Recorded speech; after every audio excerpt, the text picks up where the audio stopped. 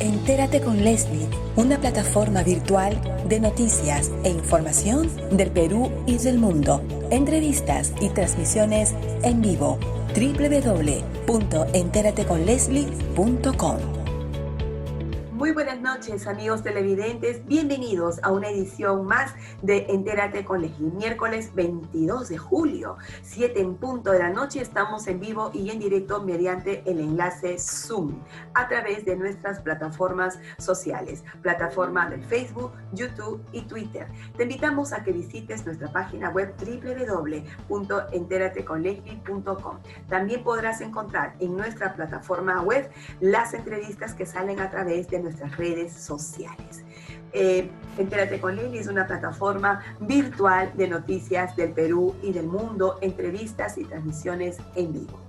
Esta noche tenemos en el bloque jurídico una exclusiva entrevista con una distinguida peruana, abogada y experta en derechos humanos, la doctora Elizabeth Salmón Gárate, profesora principal de la Pontificia Universidad Católica del Perú, con quien vamos a conversar en breve acerca de qué cosa es el Comité Asesor del Consejo de Derechos Humanos de las Naciones Unidas, qué cosa es el Consejo de Derechos Humanos. Entérate, ciudadanía, que el Consejo de Derechos Humanos de las Naciones Unidas es el órgano subsidiario de la Asamblea General de dicho organismo internacional, encargado de velar por las políticas mundiales de derechos humanos. A través del Consejo de Derechos Humanos de las Naciones Unidas se realiza el control político a los 193 estados, ¿no?, que conforman las Naciones Unidas respecto a las evaluaciones, perfeccionamientos y mejoras que debemos introducir en las políticas públicas de derechos humanos. El Consejo de Derechos Humanos tiene un mecanismo, ¿no?, de control político llamado Examen Periódico Universal, en cuyas siglas se traduce en EPU, ¿no? Y el Comité Asesor, de la cual preside nuestra distinguida colega peruana Elizabeth Salmón Gárate, se constituye, ¿no?, en un órgano de consulta, ¿no?, del órgano subsidiario de la Asamblea General llamado Consejo de Derechos Humanos. Así que, pero ¿quién mejor que la presidenta de este órgano de consulta para explicarnos cuáles son esas funciones, en qué consiste, de qué trata, ¿no? Y vamos también a conversar con Elizabeth Salmón acerca de su opinión, su apreciación, su perspectiva como experta en derechos humanos respecto a esta mirada de la pandemia de COVID-19 y el impacto que ha tenido, ¿no?, en derechos humanos. A través de nuestra plataforma virtual www.enterateconleslie.com podrás también acceder a los videos muy didácticos, ¿no?, y de corto tiempo de la Corte Interamericana de Derechos Humanos. Nosotros hemos subido estos videos a nuestra plataforma para que puedas acceder a los mismos y enterarte un poco de cuál es el funcionamiento también de este importante órgano supranacional llamado Corte Interamericana de Derechos Humanos. Tenemos, ciudadanía, que estar informados. Si nosotros queremos exigir nuestros derechos, pues primero tenemos que aprender a conocerlos y también a su vez saber cuáles son esos procedimientos para exigirlos. Te invito a que nos visites en nuestra plataforma virtual de noticias e información, entrevistas y transmisiones en vivo. Tras la pausa comercial, regresamos con la exclusiva entrevista a la doctora Elizabeth Salmón Gárate. Ya regresamos. No te pierdas de la sintonía de Entérate con Leslie. Ya volvemos.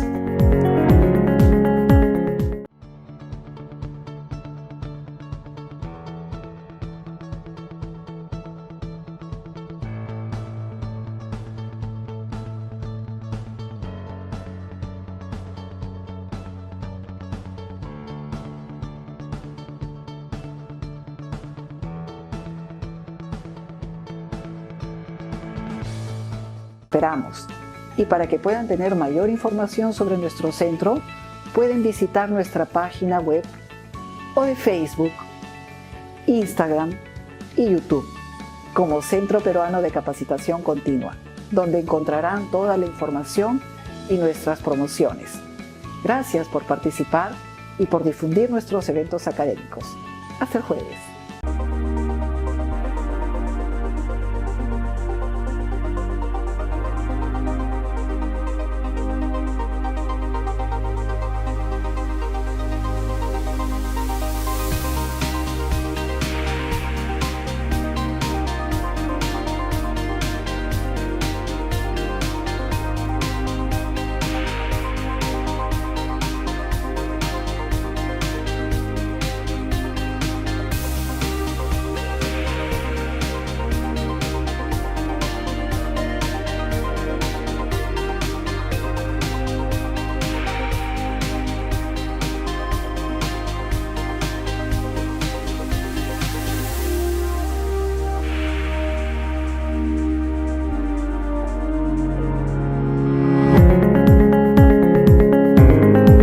Volvemos a Entérate con Leslie.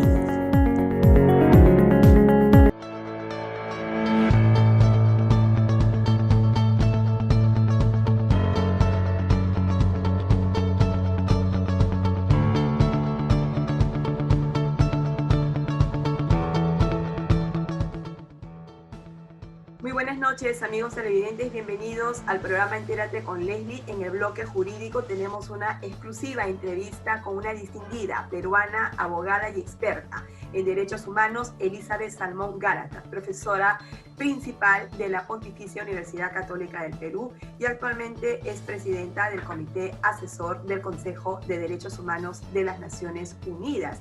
Bienvenida, Elizabeth, y gracias por esta entrevista con Entérate con Leslie. Hola Leslie, encantada de estar conversando contigo.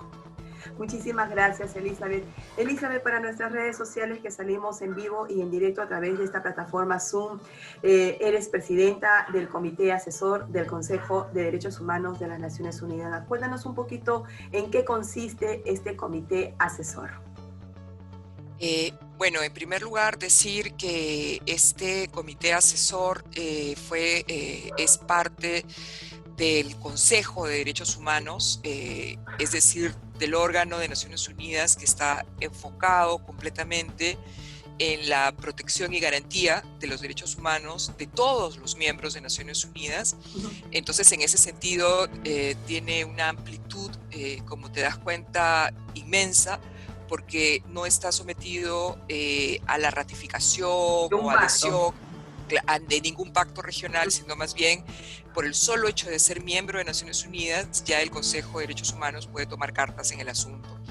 Este Consejo de Derechos Humanos tiene otra particularidad, y es que es el único espacio de Naciones Unidas y en realidad del derecho internacional de los derechos humanos donde se juntan los estados para hablar de derechos humanos. Es decir, no hay, como en el caso de los comités o de las cortes regionales, un grupo de expertos independientes que juzga a los estados, sino que son más bien los propios estados los que hablan entre ellos en temas de derechos humanos. Esto por sí mismo puede entenderse como, bueno, no van a hacer nada o muy poco nivel de control, pero en realidad también el tema del diálogo político, de ser capaz de asumir compromisos frente a pares cuando no hay la presión de una decisión vinculante o sancionatoria, resulta algo que no debemos perder de vista en la lógica de las relaciones internacionales. Entonces, yo veo allí una segunda fortaleza del Consejo de Derechos Humanos, que, como recuerdas, fue creado en el año 2006 para sustituir a la antigua Comisión de Derechos Humanos. El Comité Asesor, sí, perdona. Sí, Elizabeth, ¿cuán importante es lo que acabas de decir en este enfoque? A diferencia de los órganos de tratados, del Comité de Derechos Humanos, que también tienen una vital importancia en la mirada de derechos humanos, pero obviamente focalizado, ¿no es cierto?, en el tratado que los crea. En cambio, el Consejo de Derechos Humanos es más globalizado, se evalúa de manera más abierta, ¿no?, estos espacios, y donde tú lo has dicho, son los propios estados los que hablan de derechos humanos. Elizabeth, En este contexto de pandemia de COVID-19, me imagino que los estados tienen mucho que decir en el seno del Consejo de Derechos Humanos. Sí, bueno, esa situación ha puesto de vuelta y media a todo el aparato institucional de Naciones Unidas, no solo porque muchas reuniones no se están pudiendo llevar a cabo, no todo se puede hacer online. Por ejemplo, el Comité Asesor tiene 18 miembros que venimos de diferentes países del mundo, o sea que inclusive para encontrar una hora en que todos estemos despiertos es sumamente complicado. Tampoco hay el servicio de traducción simultánea, que es una dificultad para podernos entender claramente en todos los idiomas oficiales de Naciones Unidas, hasta el hecho de la crisis económica, Leslie. O sea, esto hace que los estados tengan menos recursos y por lo tanto también sus aportaciones a Naciones Unidas, a las diferentes instituciones que allí funcionan, se ve en entredicho, ¿no? Entonces, en realidad es un tiempo difícil para todos, pero también quizá este aspecto institucional que a veces uno no ve, pero que requiere una serie de recursos para funcionar. Y permíteme decirte, Leslie, que el Comité Asesor es el think tank, ¿no? De alguna manera, el órgano que debe brindar asesoría al Consejo de Derechos Humanos sobre temas específicos.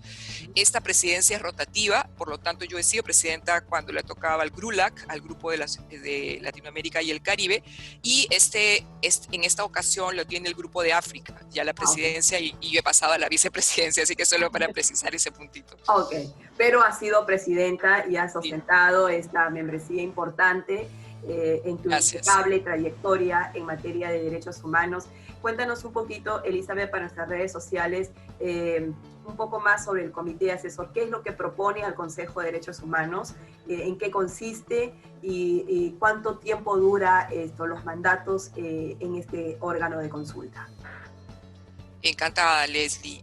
El Comité Asesor se creó en el año 2006 en el marco de la Resolución 5.1, que, como sabes, modificó todo el sistema en materia de derechos humanos, y el Comité Asesor es el heredero de la antigua subcomisión que trabajaba con la comisión y de donde salió, por ejemplo, la Declaración Universal de los Derechos Humanos. Entonces es un trabajo con expertos y expertas de diferentes países que representan a todos los sistemas del mundo, y es todo un reto en realidad, y uno ve ahí las dificultades que tiene hablar de ciertos temas, ¿no? En el momento actual el Comité Asesor tiene, por ejemplo, dos temas. Uno muy atractivo, que es el tema de las nuevas tecnologías y los derechos humanos. Es un tema fascinante, lo lleva a cabo un grupo, yo también estoy en ese grupo, pero está liderado por un profesor de la Universidad de Corea del Sur. Y otro tema en el que sí soy yo la persona que dirige el grupo es el tema de los niveles de representación de las mujeres en los órganos convencionales, es decir, los treaty bodies o comités de tratados, el propio comité asesor y los procedimientos especiales de Naciones Unidas. Entonces, a veces hay consenso, pero a veces no lo hay, a veces hay diferentes perspectivas y entonces creo que también es un aprendizaje en ese sentido. Sí, definitivamente, Elizabeth.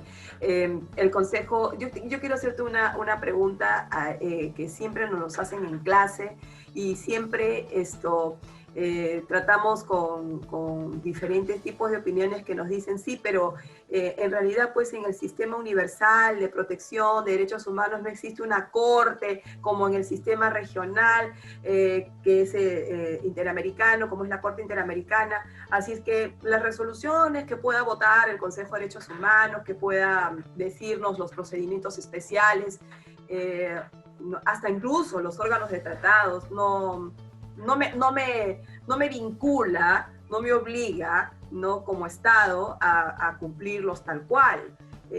Elizabeth, nosotros sabemos muy bien que el Consejo de Derechos Humanos de las Naciones Unidas, si bien es cierto, no es un órgano de tratado, no nace de un tratado, pero sin embargo es la reunión de los 47 estados que la conforman, pero que evalúan a su vez a los 193 estados que forman las Naciones Unidas. Óigame, entonces, ¿cómo es que un Estado, cuando se emita una resolución, un consenso, un informe en el seno del Consejo de Derechos Humanos, esta no va a impactar, ¿no?, a los Estados?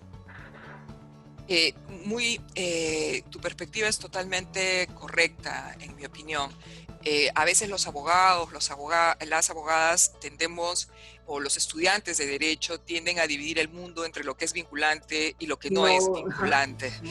Sin embargo, en realidad, si uno ve la historia de los derechos humanos, si ve cómo se forjan la necesidad de consensos y de acuerdos políticos para finalmente dar paso a instituciones, es fundamental.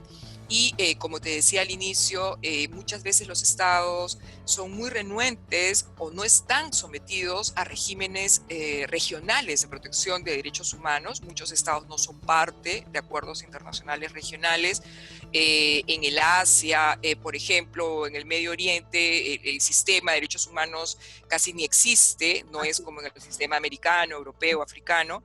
Entonces, para muchos, en realidad, la única forma de control es a través del Consejo de Derechos Humanos, porque es un lugar donde a veces un Estado, Leslie, está más abierto a aceptar un compromiso que frente a un par, que frente a una entidad tercera, ¿no? Nos pasa como a todos en la vida, ¿no? Si tú eres amigo de alguien, estás más dispuesto a recibir su consejo que si no lo eres.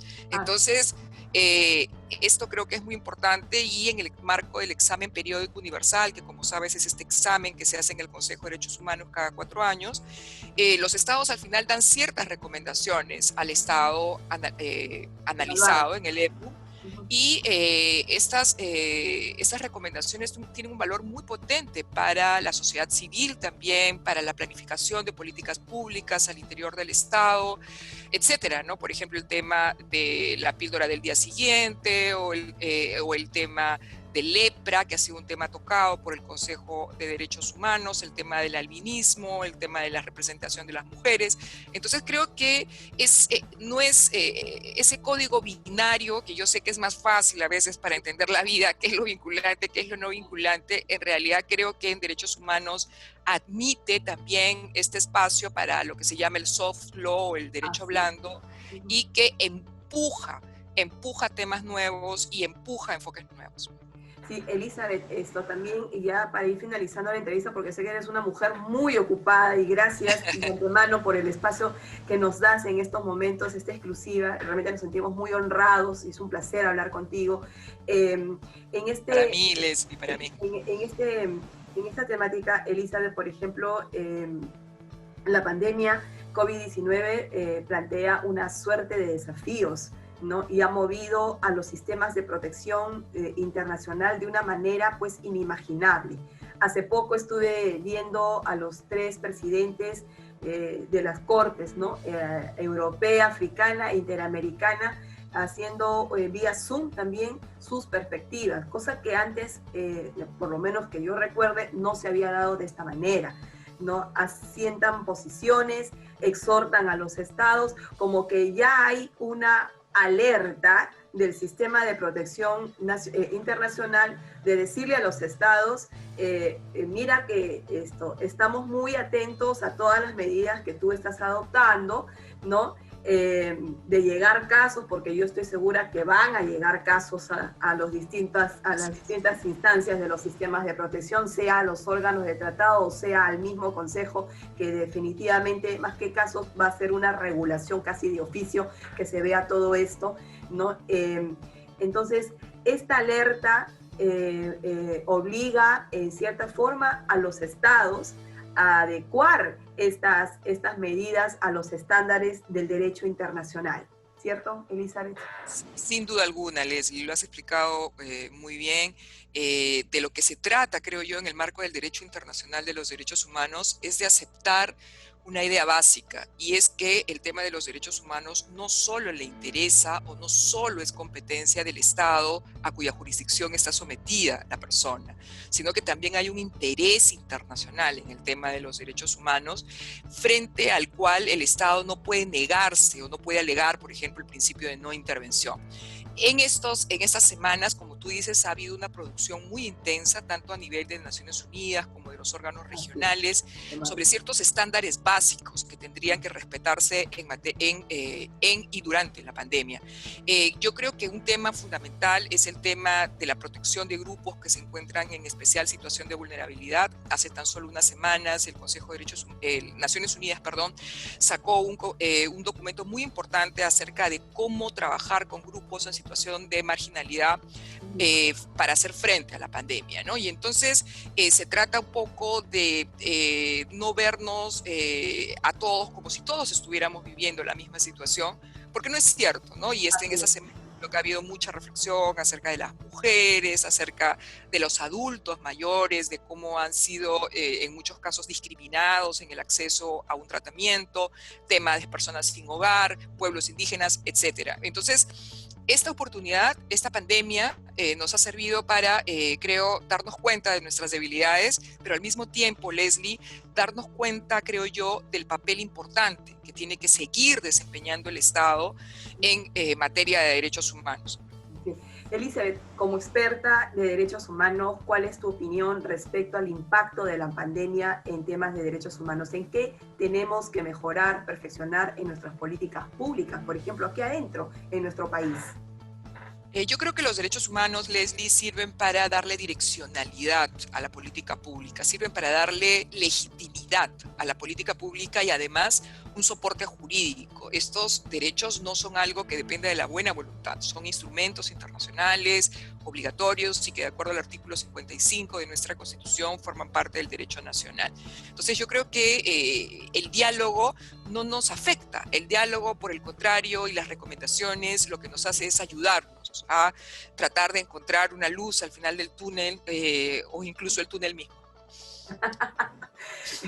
Elizabeth, hace casi 22 años que el Acuerdo Nacional estableció dentro de sus políticas de Estado que tenemos que tener un Estado eficiente, rápido, ágil. Dios mío, con la pandemia COVID-19 se ha desnudado todo lo contrario. ¿Qué opinión te merece realmente, digamos, la visión de Estado que tenemos ahora? ¿Cambia o no cambia esa visión con lo que nos está sucediendo, Elizabeth?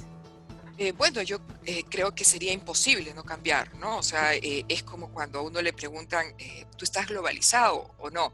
Obviamente que todos estamos y existe la globalización, no hay un opting out o una posibilidad de decir, no, el Perú no quiere estar globalizado. Entonces creo que ese tema de la pandemia es un tema que desnuda una serie de dificultades, que desnuda también los retrocesos que han habido en materia de derechos sociales, en materia de ayuda a personas que están en situación de pobreza, al acceso a la vivienda, a la educación, etcétera. Es como ¿sabes qué? En mi opinión es como que nos han dado una cachetada y nos han dicho, oye, toda esta teoría de los derechos civiles y políticos y económicos, sociales y culturales como ámbitos separados, no es cierto, ¿no?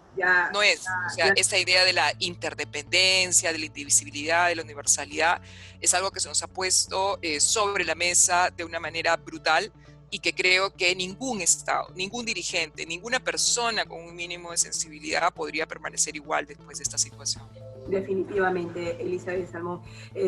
Por último, Elizabeth, para ya cerrar definitivamente esta entrevista contigo, digamos, ¿en qué tenemos nosotros como ciudadanía? Porque hemos analizado las deficiencias del Estado rápidamente, el compromiso de los Estados que se tiene ante las instancias internacionales, pero también como ciudadanía, Elizabeth, hemos fallado, ¿no?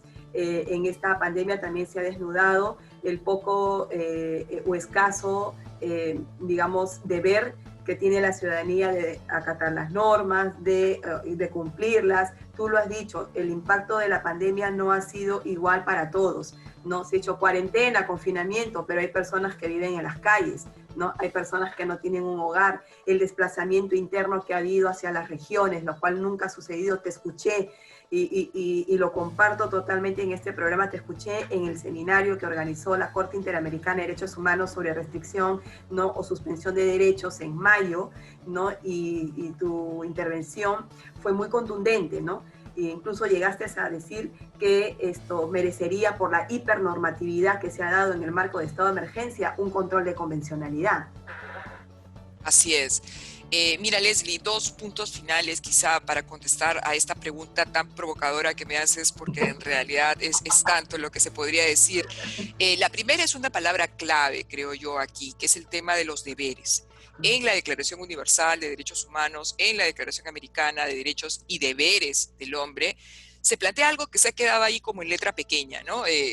Nosotros evidentemente exigimos el cumplimiento de los derechos humanos en toda su magnitud, pero creo que también hay que ser conscientes de que estos instrumentos también hablan de deberes, de responsabilidades de nosotros como ciudadanos frente a una situación crítica como esta. Por ejemplo, acaparar medicinas o bienes públicos, o en los primeros días de la pandemia que la gente iba y compraba desesperada, no querer pagar impuestos. Y eso que no estoy hablando de delitos, de corrupción, sino simplemente de las responsabilidades que tenemos como ciudadanos. Yo creo que flaco favor, Leslie, hacia la causa de los derechos humanos, dejar de lado, no ver este aspecto que me parece que forma parte también del tema de los derechos, y es el tema de las responsabilidades individuales como sociedad, como empresa, como asociación, como ciudadano de a pie. Y creo que el tema de la hiperproducción normativa, tanto a nivel internacional como nacional, evidentemente hace que haya muchas cosas que se pasen, ¿no? que se deslicen por allí sin un suficiente control. Recordarás que el gobierno peruano decidió que en abril que unos días iban a salir mujeres y otros días iban a salir hombres, Bueno, y luego claro, y a los 9 días tuvo que recular porque evidentemente era una medida imposible de manejar, y justo salió la sentencia de la Corte Interamericana sobre el caso Rojas Marín, una mujer trans. Entonces, creo que hay que ayudar, hay que poner el hombro, hay que vigilar, y que cualquier crítica, comentario debe ser visto en el mejor de los sentidos para rectificar caminos que no siempre van acorde. Pero lo que quisiera concluir es que los derechos humanos, Leslie, tengo la impresión, estoy convencida en realidad de que no son un obstáculo, sino más bien son una herramienta útil para enfrentar situaciones críticas como la que lamentablemente no dejamos de vivir hasta este momento. Muchísimas gracias, Elizabeth Salmón, por esta entrevista que nos has concedido. Ha sido con nosotros la doctora Elizabeth Salmón Gárate, profesora principal de la Pontificia Universidad Católica del Perú, una distinguida abogada que ha tenido una impecable trayectoria en materia de derechos humanos. Y muchas gracias, Elizabeth, por seguir representándonos a nivel internacional de la manera como lo haces. Gracias, retornamos tras la pausa comercial.